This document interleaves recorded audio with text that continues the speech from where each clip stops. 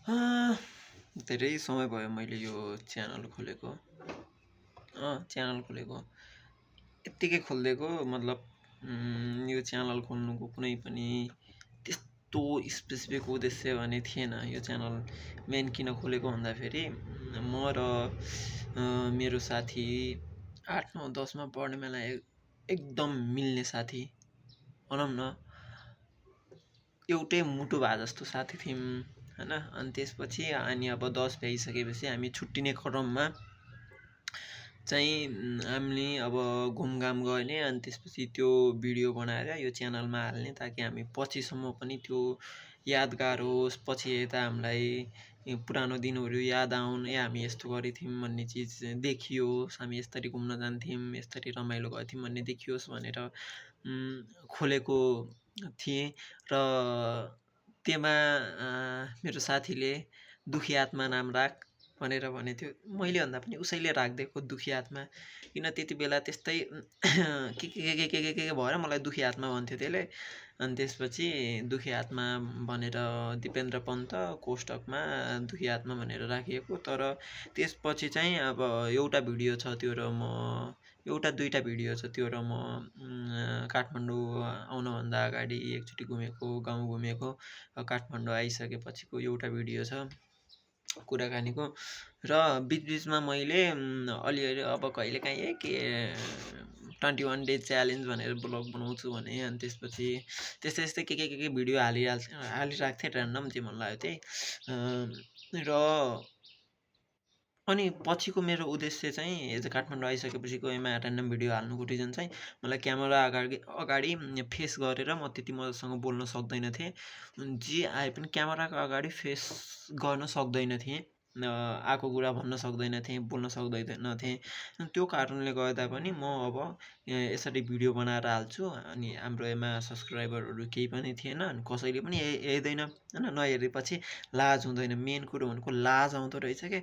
अरू मान्छेले भिडियो हेरेर के भन्ला, केही भनिहाल्ला कि जस्तो हुन्थ्यो त्यति बेला। अनि त्यही भएर चाहिँ भिडियो बनाउँदै आफै एक्लै कोठामा भिडियो बनाउने अनि हाल्ने गर्थ्यो कि अब आफै एक्लै भएको बेला त बोल्नु पनि लाज लाग्दैन नि त, कोही पनि हुँदैन। त्यो कारणले गर्दा भिडियो बनाउने हाल्ने गरिरहेको थिएँ। अनि त्यो पनि अब ल्याक अफ कन्सिस्टेन्सी मैले धेरै गर्न सकेन। कन्सिस्टेन्सी नै हो भनौँ। अब काम बिजी त सबै मान्छे हुन्छ, तर एज अ कन्सिस्टेन्सी भएको मान्छेले म यो गर्छु भनेको मान्छेले आफ्नो अलिकति टाइम छुट्याएर आफूले जे काम गर्छु भनेछ त्यो कामको लागि टाइम दिन्छ नै, जसरी भए पनि निकाल्छ नै होइन। त्यसको लागि कुनै बाहना हुँदैन, म बिजी भएँ, टाइम पुगेन या त्यहाँ भन्ने बाहना हुँदैन। तर मेरो बाहना ल्याक अफ कन्सिस्टेन्सीका कारण मैले त्यो गर्न सकेन। र अब अहिले चाहिँ जस्ट आई वान्ट टु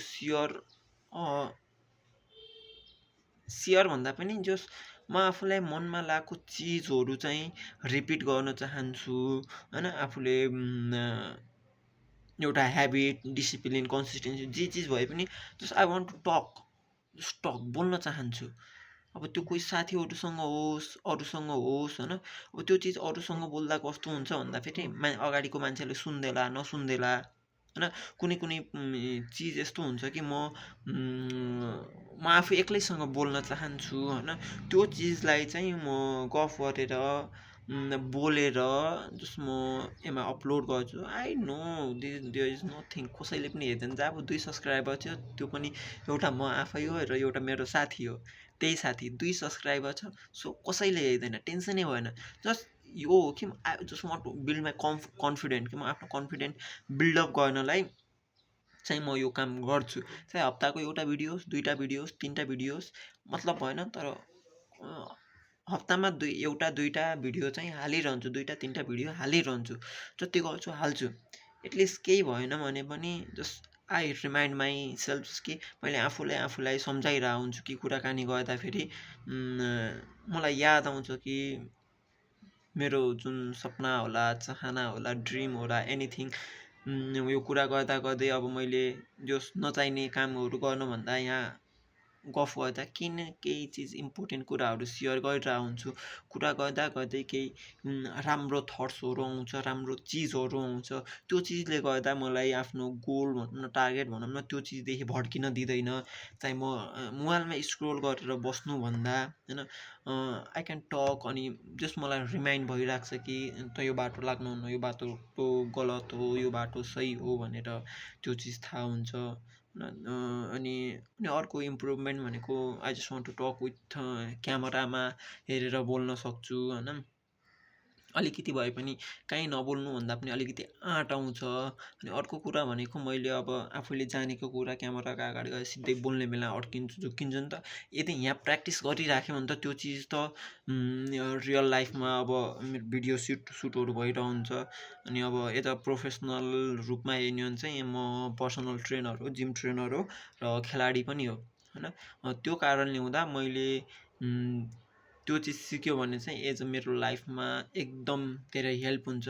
मेरो सबैभन्दा कमजोरी भन्ने हो कि जस अहिलेको समयअनुसार म आफूलाई डिजिटल रूपमा चाहिँ एकदमै कमजोर, एकदम पिछडिएको सोच्छु भन्दा पनि छु नै। किनकि म अब ट्रेनरको जब भनेको कस्तो भन्दाखेरि जति सक्यो देखाउने हो क्या, जति सक्यो सोसल मिडियामा इङ्गेज भइराख्यो भने त्यति धेरै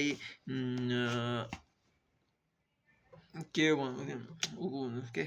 मतलब त्यति धेरै मान्छेले आफूलाई चिन्दै जान्छ, त्यति धेरै आफूलाई अब मान्छेले मलाई चिन्दै जान्छ, यो यस्तो रहेछ भनेर। उनीहरूलाई म राम्रो लाग्छ भने उनीहरू मसँग ट्रेनिङ गर्न आउँछ। त्यो हिसाबले मेरो इम्प्रुभमेन्ट हुँदै जान्छ अनि मेरो क्लाइन्टहरू बढ्दै जानुहुन्छ, त्यो हुन्छ नि त। सो त्यो कारणले गर्दा चाहिँ म भिडियोहरू हाल्छु। र अरू कुरा भनेको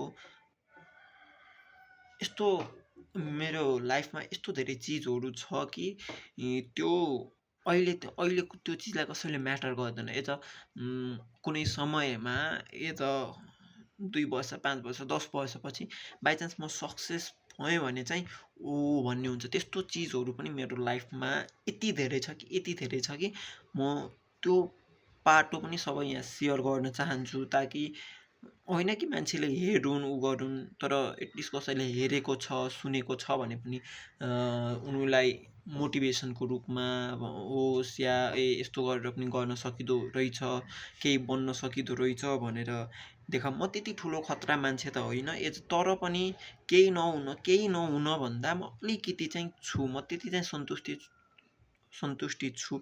मतलब सन्तुष्टि भन्नाले त्यो हिसाबले होइन, तर केही नहुन भन्दा म अलिकति चाहिँ केही चाहिँ भएको छु, केही मात्र, यति केही भएको छु, केही नहुन भन्दा होइन। तर यो पाटोले म सन्तुष्टि छैन, किनकि म अझै धेरै अगाडि देख्न चाहन्छु, आफूलाई धेरै अगाडि, धेरै माथि देख्न चाहन्छु। यता इम्प्रुभमेन्टको हिसाबमा होइन, सेल्फ डेभलपमेन्टको हिसाबमा म धेरै माथि देख्न चाहन्छु। त्यो कारणले गर्दा पनि यी चिजहरू यसले मलाई हेल्प गर्छ भन्ने लागेर चाहिँ just I just want to continue my video बनाउने। मलाई इङ्ग्लिस बोल्न आउँदैन होइन, इङ्ग्लिस बोल्न आउँदैन, बुझ्न आउँदैन। सो म आफ्नो टुट्याफुट्या इङ्ग्लिस भए पनि यहाँ भन्न सकौँ, टुट्याफुट्या इङ्ग्लिसमा भिडियो बनाउन सकौँ, ताकि इम्प्रुभमेन्ट हुन्छ होइन। अब अरूमा सिधै हाल्न सक्दिनँ, कस्तो सक्दिनँ, अरूसँग बोल्न सक्दिनँ, काहीँ बिग्रिहाल्छ कि अरूले केही सोचिहाल्छ कि भन्ने हिसाबले। तर त यहाँ त म ढुक्क छु नि त, मेरो भिडियो कसैले देख्दैन, कसैले हेर्न सक्दैन। सो म आफ्नो मनमा लागेका आफ्नो सारा कुराहरू यहाँ भन्न सक्छु, सेयर गर्न सक्छु। त्यो कारणले गर्दा चाहिँ I just start from today right now होइन। भोलि भन्ने कुरै छैन। म भोलि भन्दा यति चिज छुटिसक्यो कि, यति चिज बिग्रिसक्यो कि मेरो, त्यो मलाई थाहा छ। अब मैले त्यो चिजलाई बिग्रियो भनेर सोचेर बस्यो भने झन् बिग्रिन्छ भोलि आउने चिज। त्योभन्दा बरु म आज र अहिलेदेखि त्यो चिज सुरु गर्नेवाला छु भन्दा पनि सुरु गरिसकेँ। सो यति नै हो, अरू कुरा गर्दै गरौँला। Okay, bye, see you in next video.